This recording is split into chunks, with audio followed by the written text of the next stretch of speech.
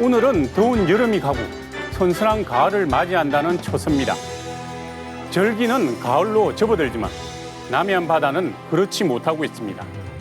지난주 적조로 인한 피해가 거제와 남해에서 발생했고 확산될 것이라는 우려가 나오고 있습니다. 애써 키운 어민들의 노력이 헛되지 않도록 정부와 자치단체, 어민 모두 최선의 노력을 다해야겠습니다. 낙후된 옛 도심을 개선하고 보다 나은 주거 환경을 만든다며 하는 사업이 재개발, 재건축인데요. 이 사업으로 오히려 피해를 보는 사람들이 있습니다. 바로 원주민들입니다. 이들은 고향을 떠나거나 남은 이들도 어려운 환경에서 생활하고 있습니다. 인사이드 현장에서는 재개발 광풍이 남긴 갈등과 그늘, 이에 대한 대안은 없는지 취재했습니다.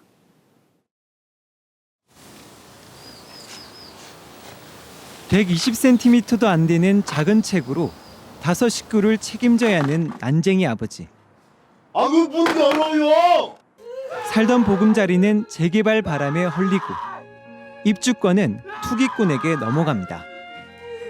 개발 시대 철거민들의 비극을 통렬하게 꼬집은 문제작.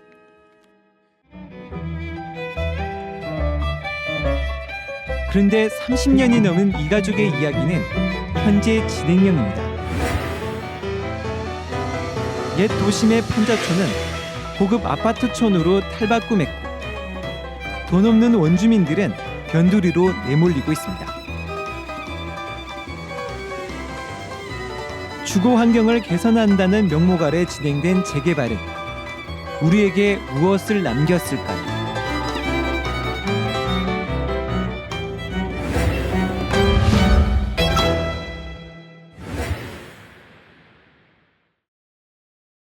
제가 나와 있는 곳은 10년 갈등 끝에 최근 들어서야 재개발 철거에 들어간 옛 마산 지역의 한 동네입니다. 지난 1990년대 전국적인 부동산 개발 열기에 따라 창원에서도 재개발, 재건축에 대한 붐이 일어났는데요. 현재 창원에서 추진 중인 사업지구는 모두 60곳이 넘습니다. 하지만 부동산 재개발의 열기는 점점 식고 있는데요. 그러는 사이 재개발을 찬성하는 주민들과 반대하는 주민들 간에 심각한 갈등을 빚고 있고 법정 소송까지 가는 경우도 비일비재합니다. 재개발 광풍이 지나간 자리, 주민들에게 남은 상처를 뉴스인사이드에서 들여다봤습니다.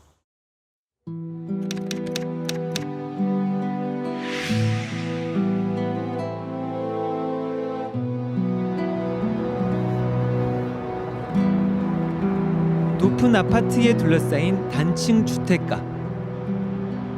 슬레이트 지붕에 허름한 주택들이 늘어서 있습니다. 창원시 양덕동 81번지. 옛 한일합섬 바로 앞 동네입니다. 7, 80년대 요궁들이 주로 살던 이 마을은 공장이 이전하면서 도시의 시간도 멈췄습니다. 대략은 우리는 우리는 골목길 생겨가지고 도로에 있는 사람은 상관없지만 우리는 아무것도 못 생겼나. 대개발 골목에 생기는 거 엄마도 다 붙여야지. 그런 거니까.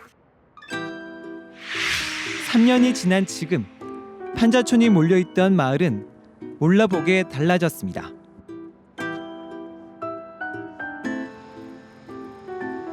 창원에서 처음으로 재개발이 시작된 일림지구.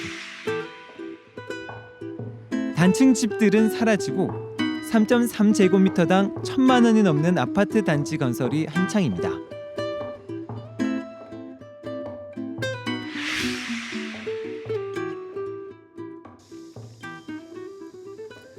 한때 1,000명이 넘던 마을 주민들은 다 어디로 갔을까?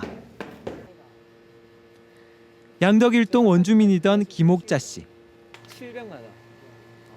철거가 시작된 2년 전 차로 40분 거리에 있는 진해고의 한 어촌마을로 이사했습니다.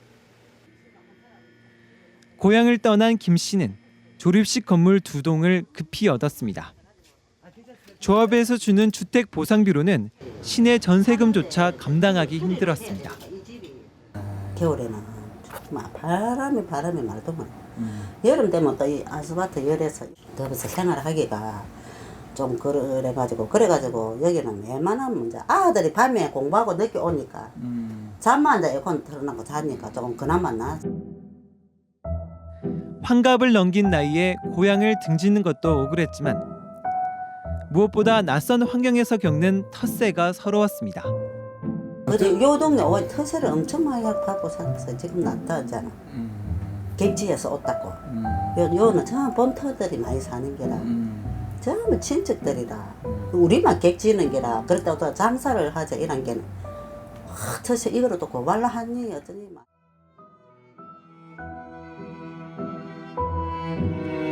문제는 세입자들이었습니다. 기초생활수급자 등 저소득층 세입자들 가운데 임대 아파트에 들어간 사람은 소수. 나머지는 주변 지역을 떠나지 못하고 지금도 인근의 반지하와 옥탑방 등을 떠돌고 있습니다. 옆집에 뭐 숟가락이 몇 개 이렇게 알고 지내시던 분들이 그래도 이제 좀 못 살아도 정은 있었거든요. 거기가 사람들이. 근데 이제 그런 걸 떠나고 저한테 와서 그런 걸 하소연을 하고 그러다 보니까 참 안 됐더라고.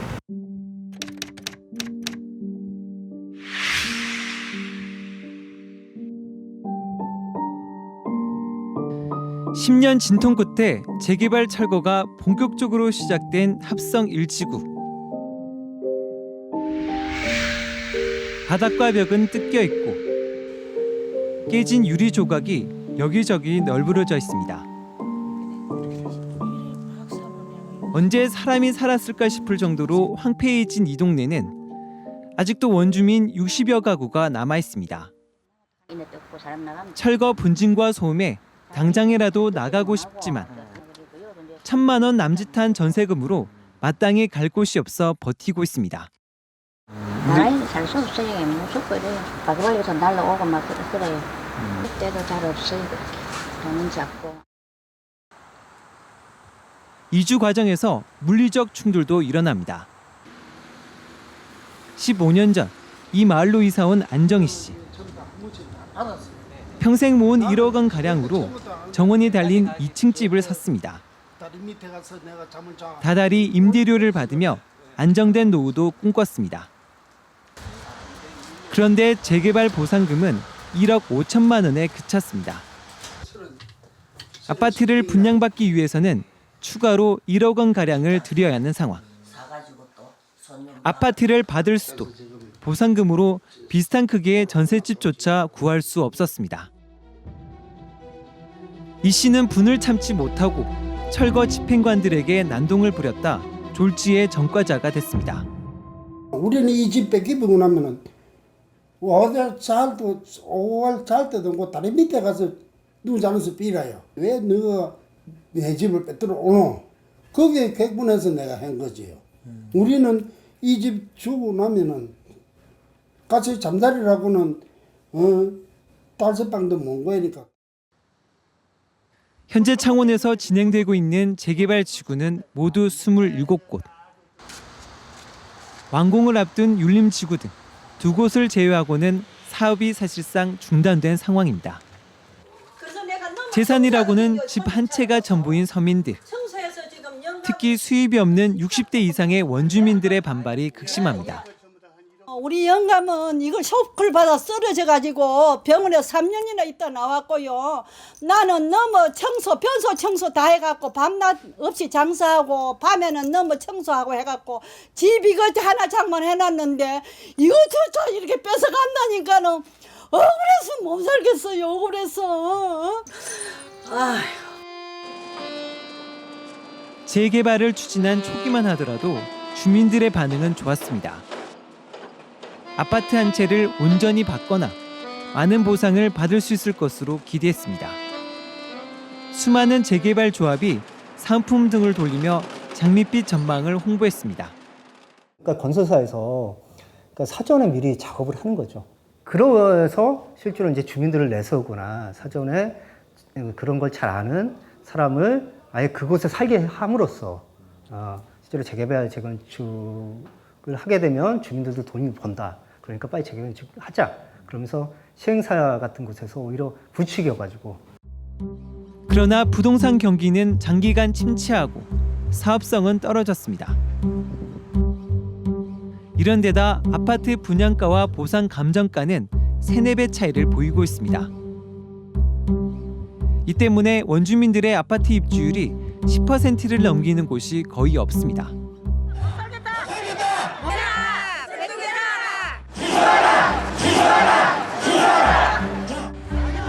재개발 주민의 대다수가 고령에다 전문 지식이 없는 상황에서 재개발 조합이 꾸려졌습니다. 그러다 보니 사업 진행이 이윤을 내야 하는 건설업체에 의해 좌지우지됐고 이 과정에서 각종 잡음도 끊이질 않았습니다. 재건축 구역이 여전히 비리의 온상이 되고 있습니다. 이권을 보장해주는 대가로 금품을 주고받는 먹이사슬식 부패고리가 곳곳에서 드러났습니다. 한 조합은 위조된 동의서 수십 장이 발각되면서 법원으로부터 설치 취소 판결을 받았습니다. 사업이 지연되는 동안 마을은 더 황폐해지고 있습니다. 성인 남자 한 명이 겨우 지나갈 정도로 좁은 골목길.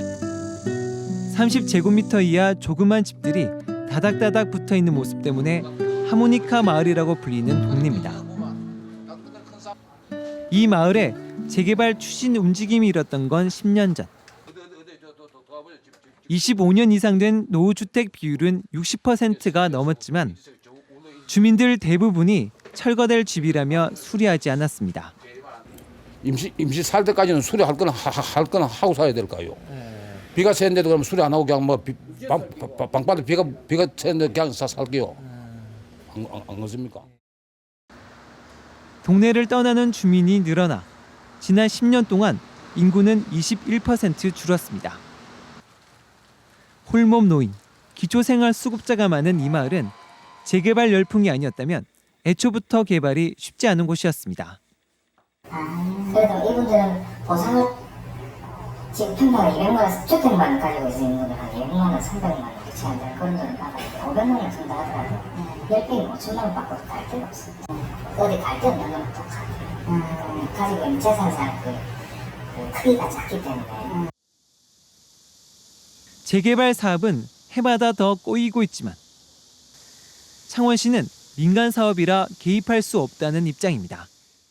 이제 재개발은 이게 특성상 그 지역의 민간의 어떤 그 지역 주민들의 발의해서 진행하는 사업이 되다가 보니까 우리 시가 근본적으로 이렇게 깊이 좀 이렇게 개입을 해서 할 수 있는 여지가 아주 또 제한이 돼 있고.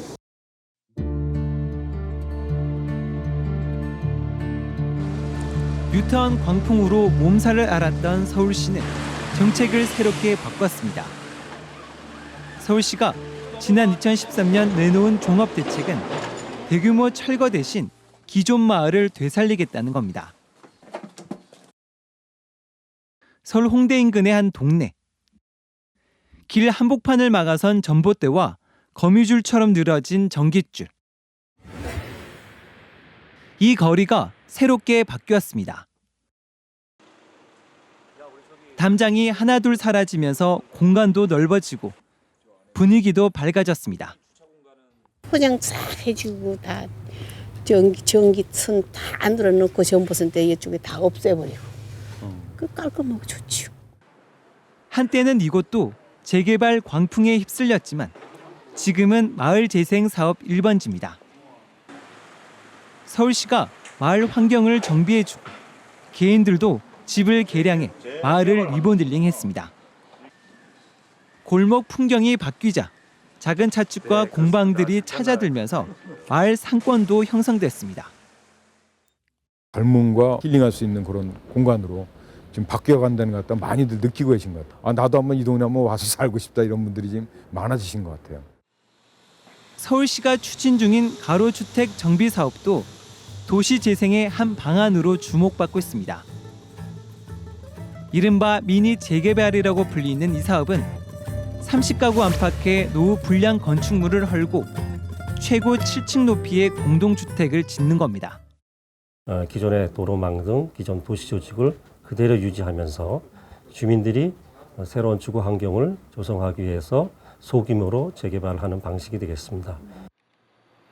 현재 서울 시내 10곳에서 추진 중인데 서울시가 30억 원까지 저리로 융자를 해주는 데다 추가 분담금이 없어 주민들의 호응이 높습니다. 부담금이 많고 이러면 저희가 못 하잖아요. 다 저소득층이니까. 근데 이제 그 가로주택 정비 사업이라는 거는 거의 주민이 살고 이주 안 하고 뭐 별로 부담금도 없고 일단 믿고 이제 시하고 꼈다니까. 제 옆으로 보이는 건물이 서울시가 추진 중인 가로주택 정비 사업 대상 건물입니다. 가로주택 정비 사업은 기존의 도시의 전력망과 도로망을 그대로 이용하기 때문에 8, 9년씩 걸리던 사업 기간을 최대 2년까지 줄일 수 있을 것으로 기대를 모으고 있습니다. 대규모 재개발이 꼭 필요하다고 판단되면 서울시가 책임을 맡아 진행합니다. 조합 설립 추진부터 임원 선출, 사업 타당성 검토와 추가 분담금 산출까지 구청장이 이른바 공공관리자가 돼 재개발 추진 과정을 관리 감독하겠다는 겁니다. 민간 건설업체가 사업을 좌지우지하는 것을 막는다는 것이 핵심입니다. 최초 추진위원회 구성 단계에서의 부주를 해결하기 위해서 구청장이 직접 비용을 들여서 그 추진의 구성을 도와주자. 정보는 전체 주민들에게 공평하게, 평등하게 공유가 될 수 있게 해주자. 기존 사업 방식보다 속도가 늦다는 비판이 있지만 사업 절차의 투명성이 높아졌다는 평가를 받으며 부산시와 경기도가 공공관리제를 잇따라 도입했습니다. 재개발 재건축이라는 거는 그곳에 사는 그 시민 아니면 주민들의 몫이 아니라 이거는 사회적으로 도시를 어떻게 재생산할지에 대한 중요한 거기 때문에 그거는 개인의 몫이 아니거든요. 정부나 또 지자체에서 아예 처음부터 끝까지 모든 걸 책임질 수 있는 시스템으로 좀 더 적극적으로 가는 게 이런 그 사회적 낭비 아니면 사회적 갈등을 해결할 수 있는. 가는구나 이렇게 오늘 또 떠나는구나 지든 살림 서른 보퉁이만 쌓고 변두리 마저 떠나는구나 가면 다시는 오래된 건물은 부수고 새로 지어야 합니다. 하지만 지금처럼 원주민을 내몰고 마을 공동체를 파괴하는 방식밖에 없을까? 재개발 정책 30년 고민을 시작해야 할 때입니다.